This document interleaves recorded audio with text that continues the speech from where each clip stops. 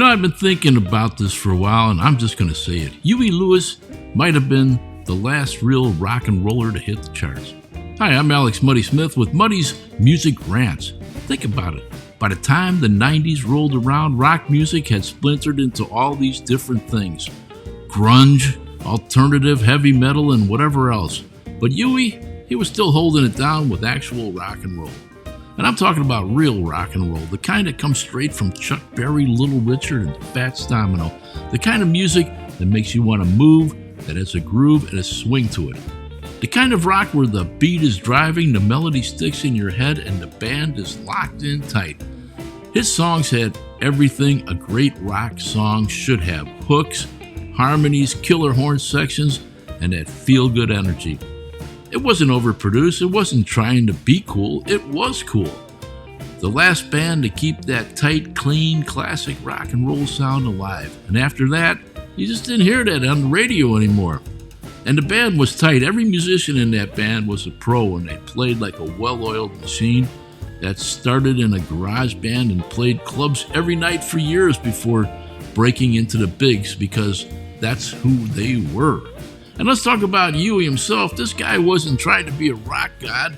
He wasn't doing the whole tortured artist thing.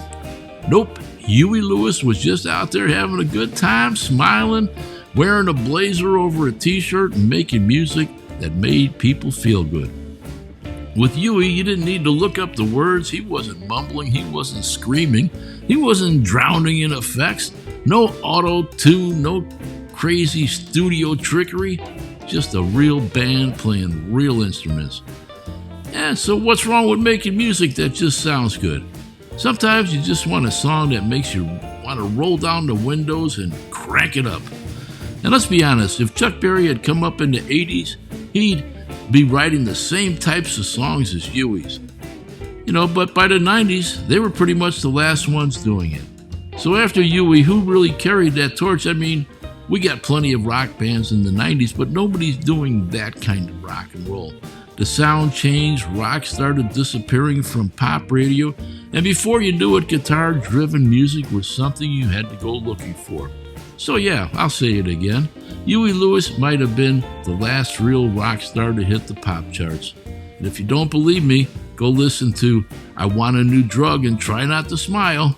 You can't do it. That's the power of Huey. Thank you. This is Alex Muddy Smith with Muddy's Music Rants. And you can discover more at alexmuddysmith.com.